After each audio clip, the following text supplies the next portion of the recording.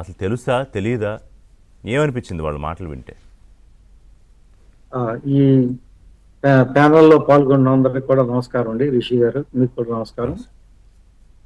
మన నవంబర్ 26వ తారీఖు రాజ్యాంగ దినోత్సవం. ఆ రోజున బా కాన్స్టిట్యూంట్ అసెంబ్లీలో భారత కాన్స్టిట్యూంట్ అసెంబ్లీలో రాజ్యాంగాన్ని యాక్సెప్ట్ చేసినటువంటి అందరూ ఆమోదించినటువంటి రోజు. అవును. దాన్ని పురస్కరించుకుని గత నెల రోజులుగా అన్ని స్కూళ్లలో కూడా రాష్ట్రం మొత్తం అన్ని స్కూళ్లలో ఈ మాక్ అసెంబ్లీ పెట్టాలి, రాజ్యాంగం, చట్టం, న్యాయం వీటన్నిటి గురించి కూడా పిల్లలకి చిన్న వయసులోనే అవగాహన రావాలనే ఉద్దేశంతో గత నెల రోజుల నుంచి అన్ని స్కూళ్లలో మాక్ అసెంబ్లీలు నిర్వహిస్తూ ఒక్కొక్క నియోజకవర్గానికి ఒక్కొక్కరిని సెలెక్ట్ చేయడం జరిగింది. 175 నియోజకవర్గాల్లో కూడా 175 మందిని సెలెక్ట్ చేయడం జరిగింది.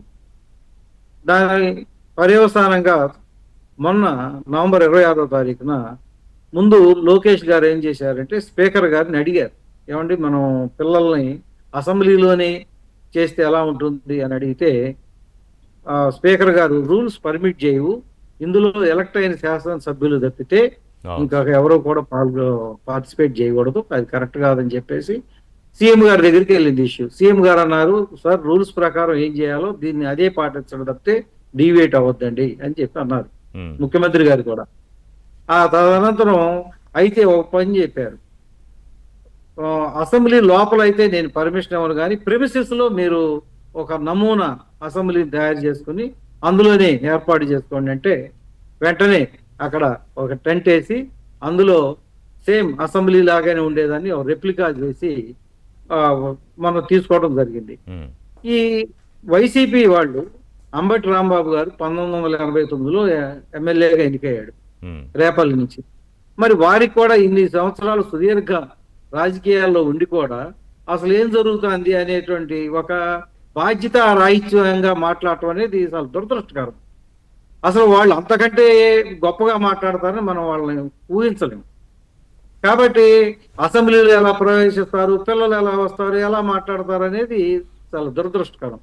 ఓకే, మొన్న జరిగిన మాక్ అసెంబ్లీలో పిల్లలు చాలా అద్భుతంగా రాణించారు.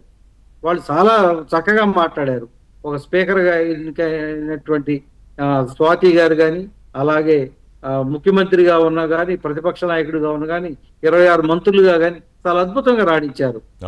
అసలు శాసనసభలో ఎలా జరుగుతుంది, అందులో స్పీకర్ని ఎలా ఎన్నిక చేస్తారు, అదేవిధంగా రూల్స్ ఎలా, ఒక ఆదర్శవంతమైన సభ ఎలా జరగాలి, ఎలా ఉంటుంది అనేది పిల్లల ద్వారా ప్రజలకి, అదేవిధంగా 45,000 స్కూళ్ళల్లో కూడా డిజిటల్ స్క్రీన్స్ పెట్టి వాళ్ళకి మనం చూపించడం జరిగింది.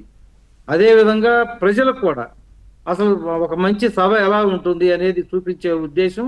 అదేవిధంగా పిల్లలకి ఈ చట్టాలు ఎలా తయారు చేస్తారు, సభ ఎలా నిర్వహిస్తారు అనే దాంట్లో కూడా పిల్లలకి 10వ తరగతి వరకు వచ్చిన పిల్లలకి 8, 9, 10 తరగతి పిల్లల్ని తీసుకురావడం జరిగింది.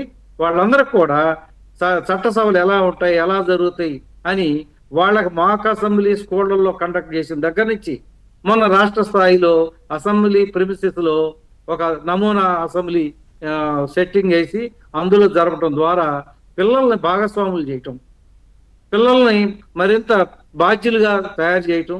అదేవిధంగా ఆ రోజు క్వశ్చన్ అవర్ జరిగింది, 0 అవర్ జరిగింది. ఒక బిల్లులు 2 బిల్లులు ప్రవేశపెట్టి బిల్లులు ఎలా, అసలు బిల్లు ఎలా ప్రవేశపెడతారు, ముందు అసలు ఇంట్రడక్షనే ఎలా జరుగుద్ది, తర్వాత దాన్ని ఎట్లా చర్చిస్తారు, తర్వాత ఎలా ఆమోదిస్తారు, తర్వాత ఎలా చట్టం అవుతుంది అని క్లియర్ గా ఇన్ని దాని యొక్క దశలు, వివిధ దశలన్నింటినీ కూడా అందులో డిస్కషన్ జరిగింది, చేయటం జరిగింది. అదేవిధంగా అసలు ఆ రోజున లోకేష్ గారు, స్పీకర్ గారు ప్రస్తుత పరిణామాలు, కొన్ని రాజకీయ పక్షాల ప్రవర్తన పట్ల చాలా బాధను వ్యక్తం చేస్తా ఆ మంచి సభ ఎలా జరగాలి, అందరూ రాజకీయాల్లో ఎట్లా విలువలు పెంపొందించాలి దానికి మాట్లాడారు. అదేవిధంగా చంద్రబాబు నాయుడు గారు కూడా పిల్లలను చూసి చాలా ఆశ్చర్యపోయారు, చాలా సంతోషపడ్డారు. పిల్లలు ఈ 14, 15 సంవత్సరాల పిల్లలు చాలా బెరుకు లేకుండా మాట్లాడారు. వాళ్ళు నిజంగా వాళ్ళు మంత్రులు అన్నట్లుగా వాళ్ళే ఎమ్మెల్యేలు అన్నట్టుగా చాలా చక్కగా రాణించారండి. వా- ఆ, రెండవది మన లోకేష్ గారు కూడా అసెంబ్లీ అయిపోయిన తర్వాత ఉమ్. వారి కోసం పిల్లలకి ఇప్పుడు మూడు ఈ మూడు పిల్లర్స్ ఉన్నాయి. ఆ, చట్టసభలు, న్యాయం, ఎగ్జిక్యూటివ్, మళ్ళీ అదే విధంగా ఫోర్త్ ఎస్టేట్. ఇవన్నీ కూడా ఒకదాన్ని ఒకటి ఎట్లా బ్యాలెన్స్ చేస్తాయి, ఎస్. చెక్స్ అండ్ బ్యాలెన్సెస్, చట్టాలు ఎట్లా తయారవుతాయి, ఆ చట్టాలను ఎవరు ఇంప్లిమెంట్ చేస్తారు అనేది ఒక పుస్తకం, ఒక బుక్ ప్రింట్ చేయించి పిల్లల కోసం అందరికి పంపిణీ చేయడం జరిగింది. బహుశా అన్ని స్కూళ్ళకు కూడా వెళ్తాయి, అందరూ కూడా ఆ అదే ఇది పుస్తకం ఫాలో. మొట్టమొదటిసారిగా దేశంలోనే ఒక వినూత్నమైన ప్రయోగం. అవునండి, అవునండి. పోయిన సంవత్సరం రాజ్యాంగ దినోత్సవం రోజునే ఉమ్. ఇటువంటి డెసిషన్ తీసుకున్నారు.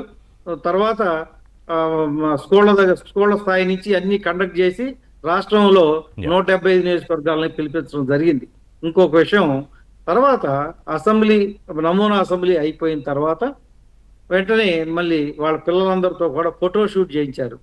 ముఖ్యమంత్రి గారు, స్పీకర్ గారు, మంత్రులు, అవును. అదేవిధంగా లోకేష్ గారు అందరూ ఒక ఫోటో షూట్ చేయటం, అక్కడి నుంచి అసలైన అసెంబ్లీని విజిటర్స్ ద్వారా మొత్తం సందర్శించడం, సభ ఎలా ఉంటది అని మొత్తం వాళ్ళకి Yes, yes. చూపించడం, ఇంక్లూడింగ్ కౌన్సిల్ కానీ అసెంబ్లీ కానీ. ఇందులో వారికి కూడా చెప్పాం, పార్లమెంట్ అంటే upper house, lower house. Upper house అంటే రాజ్యసభ, లోయర్ హౌస్ అంటే లోక్సభ. అదేవిధంగా రాష్ట్రంలో అప్పర్ హౌస్ పెద్దల సభ అంటే కౌన్సిల్, లోయర్ హౌస్ అంటే అసెంబ్లీ అని చెప్పి వాళ్ళకి ఎక్స్ప్లెయిన్ చేయడం జరిగింది హౌస్లోని. అదేవిధంగా రాజ్యసభలో అంతా రెడ్ కలర్ లో ఉంటుంది, మెరూన్ కలర్ లో ఉంటుంది. Yes. మాట్లాడదాం. ఒక దీన్ని పొలిటికల్ గా దీన్ని ఎందుకు వీళ్ళు ఇది చేశారు అనేది మాట్లాడదాం సురేష్ గారు. ఒక నిమిషం వస్తాం మీ దగ్గరికి, మిగతా మన ఇద్దరు గెస్టులు కూడా మాట్లాడాక.